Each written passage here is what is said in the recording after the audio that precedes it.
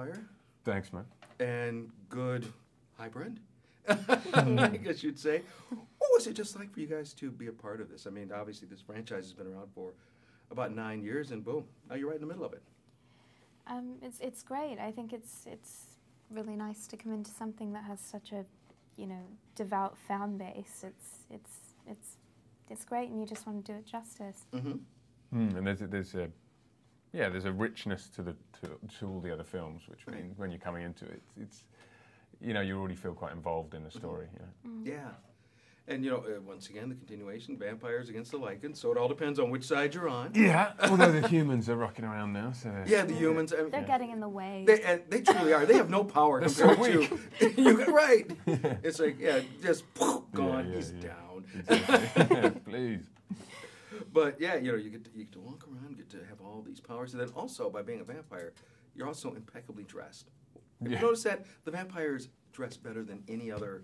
I guess you could say they do. They're very cool. Entity. Yeah, there is. I talked to the costume designer about that. Actually. Oh yeah. Yeah, because they're immaculate and very kind of.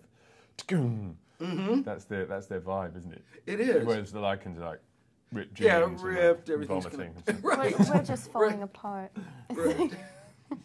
And then for your character, I mean, here you are. You're actually a very special person in the world. Thank you. And they're coming after you. Yeah. Both sides. Yeah. Yeah, I mean, she's very high in demand. Mm-hmm. She's a yes, she is. She's in high in demand hybrid. Mm-hmm. Yeah, I mean, I think because she's the first of her kind, and she doesn't even realize, what she is. She just thinks, I've been in a lab for 12 years, and this is the world. My mother's not really a mothering type, a maternal type, so it's just all different kinds of conflicting feelings. You're kind of the ultimate, aren't you? Because you've got all the powers from every movie kind of amalgamated into you. Yes. I'm a mutt. God, but what a good mutt. I mean, if you're going to mutt it up, that's the way to do it. Thank you. Getting all the strengths and the powers. Now, I have to ask you, of course, obviously, when you do this, just because of all the action, there probably is a lot of green screen and different things like that. When you finally got a chance, both of you, to sit down and really see this thing on a big screen in 3D, what was that like?